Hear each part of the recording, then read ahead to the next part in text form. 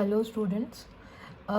हम chemical equilibrium के बारे में बात कर रहे हैं। सबसे पहले हम रिएक्शन के बारे में समझते हैं कि किस चीज़ को एक रिएक्शन कहा जाता है, फॉरवर्ड रिएक्शन कहा जाता है। जब ए और बी कोई भी रिएक्टेंट हैं, ठीक है, क्योंकि ये रिएक्शन कर रहे हैं, वो मिलके क्या बनाएंगे, सी या डी बना रहे हैं, ये क्या है, प्रोडक्ट्स हैं। तो हमेशा रिएक्टेंट से प्रोडक्ट बनता है, इसको हम फॉरवर्ड रिएक्शन बोलते हैं। ठीक है, ये नॉर्मल रिएक्शंस हम देखते हैं जितनी भी केमिस्ट्री में, वो सारी इस तरह की होती हैं।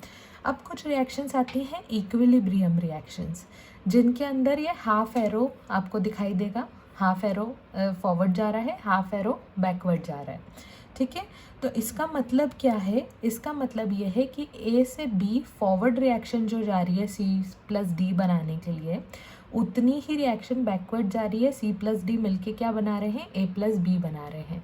तो जितना रिएक्टेंट से प्रोडक्ट बन रहा है उतना ही प्रोडक्ट से रिएक्टेंट बन रहा है। इसको हम क्या बोलते हैं, इक्विलिब्रियम रिएक्शन बोलते हैं। ठीक है, तो कॉन्सेंट्रेशन रिएक्टेंट का भी उतना ही रहेगा और प्रोडक्ट का भी उतना ही रहेगा। बस इसमें एक चीज़ इम्पॉर्टेंट होती है कि जब भी आप इक्विलिब्रियम रिएक्शन के बारे में पढ़ रहे हो तो ये रिएक्शन हमेशा चलती जा रही है। मतलब जितना इससे ये बन रहा है उतना इससे ये बन रहा है, रिएक्शन रुकी नहीं है, रिएक्शन चलती रहेगी, पर कॉन्सेंट्रेशन क्या रहेगा, इक्वल रहेगा। तो केमिकल इक्विलिब्रियम के अंदर वो रिएक्शन कही जाती है जिसमें रिएक्टेंट और प्रोडक्ट टाइम के साथ चेंज नहीं हो रहे हैं या कॉन्सेंट्रेशन उनका इक्वल चल रहा है। इसको हम डायनामिक इक्विलिब्रियम बोलते हैं। ठीक है, तो डायनामिक इक्विलिब्रियम को आगे पढ़ने के लिए हमारे पास आता है लॉ ऑफ मास एक्शन, या यूजुअली इसको लॉ ऑफ केमिकल इक्विलिब्रियम भी बोल देते हैं। तो ये क्या होता है, अगर हमने कोई रिएक्शन देखी है, यहाँ पे जैसी रिएक्शन ली है वही रिएक्शन ली है, पर ए के अगर हमने 2 मॉलिक्यूल्स लिए होते तो यहाँ पे 2 लिखने की बजाय हमने क्या कैसे डिनोट किया, स्मॉल ए से डिनोट किया, जो कि एक कांस्टेंट है। ऐसे इधर small B, small C, small D.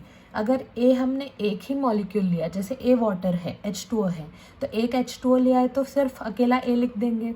ठीक है, 2 H2O लिया है तो ये 2 क्या है, ये ए है, स्मॉल ए। ठीक है, तो इस तरीके से हमने रिएक्शन दिखाई है, small A capital A plus small B capital B.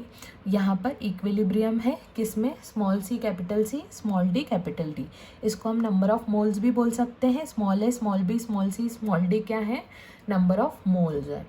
ठीक है, अब अगर हम रेट ऑफ फॉरवर्ड रिएक्शन देखें तो वो क्या होगा, K A to the power a और capital B to the power b. मतलब फॉरवर्ड रिएक्शन देखना है तो रिएक्टेंट को ले लेंगे हम। रिएक्टेंट में के क्या है, इक्विलिब्रियम कांस्टेंट हो गया, कॉन्सेंट्रेशन ऑफ ए और जितना लिया वो उसकी पावर में आ जाएगा। ठीक है, 2 मॉलिक्यूल्स है, 2 मोल्स ए लिया तो यहाँ पे 2 आ जाएगा। ठीक है, B to the power B. ऐसे ही रेट ऑफ बैकवर्ड रिएक्शन हो जाएगा के C to the power small C, capital D to the power small D. ठीक है, अब इसमें इक्विलिब्रियम कांस्टेंट जो ये के है, इसको कहीं कहीं के एफ भी लिखा होगा फॉरवर्ड के लिए, और इसको ये के बी भी मिल जाएगा आपको बैकवर्ड के लिए। तो हमने क्या किया, के एफ अपॉन के बी की वैल्यू निकाली। वो वैल्यू इन द एंड क्या आएगी, इक्विलिब्रियम कांस्टेंट की वैल्यू आएगी। वो आएगी concentration of C to the power small c, concentration of D to the power small d, concentration of A to the power small a and concentration of B to the power small b। मतलब concentration of concentration of products upon the concentration of reactants। तो इस तरीके से ही chemical equilibrium को आप क्या करोगे, define करोगे, इक्विलिब्रियम कांस्टेंट के through, law of chemical equilibrium के थ्रू, डायनामिक इक्विलिब्रियम बताएंगे आप यहाँ पे। अब यहाँ पे डायनामिक इक्विलिब्रियम के अंदर क्या हो रहा है, ये रिएक्शंस चल रही हैं और ये रिएक्शन से कुछ नया प्रोडक्ट बन रहा है। ठीक है, अब यहाँ पर इम्पॉर्टेंट चीज़ ये है कि ये रिएक्शन किसी भी तरह की रिएक्शन हो सकती हैं, एडिशन रिएक्शन हो सकती हैं और डिस्प्लेसमेंट रिएक्शंस हो सकती हैं, कोई भी तरह की, जितनी तरह की रिएक्शंस होती हैं, कोई भी तरह की रिएक्शंस यहाँ पे हो सकती हैं। अब हम बात कर रहे हैं, एक और चीज़ आती है फेज़ इक्विलिब्रियम। ठीक है, फेज़ इक्विलिब्रियम इसी का ही, केमिकल इक्विलिब्रियम का ही एक पार्ट होता है, जिसके अंदर फेजेस चेंज होती हैं।